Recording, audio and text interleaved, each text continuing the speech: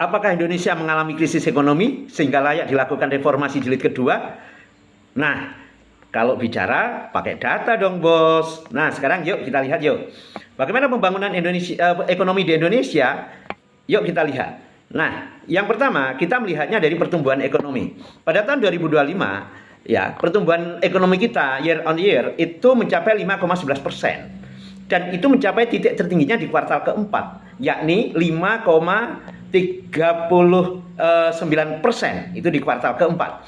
Nah, lantas indeks pembangunan manusia atau IPM itu mencapai 75,9. Itu artinya bahwa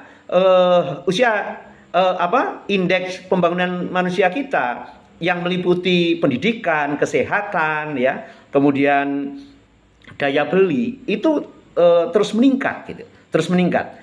Dan ketimpangan ekonomi atau kesenjangan ekonomi yang ditunjukkan dengan Gini rasio makin hari makin menurun. Itu menunjukkan bahwa kesejahteraan makin merata dengan angka 0,37. Nah, sementara angka pengangguran di akhir tahun 2025 menunjukkan 5% saja. Sementara tren kemiskinan itu cenderung menurun. Nah, oleh karena itu belumlah cukup bagi kita untuk menyimpulkan bahwa Indonesia sedang mengalami krisis ekonomi. Yang terjadi sebenarnya justru sebaliknya.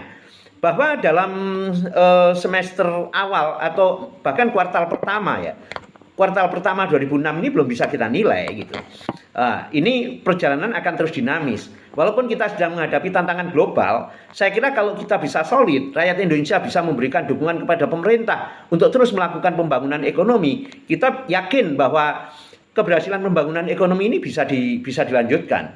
Nah, menjadi masalah ketika kita mulai ribut, mulai tidak stabil.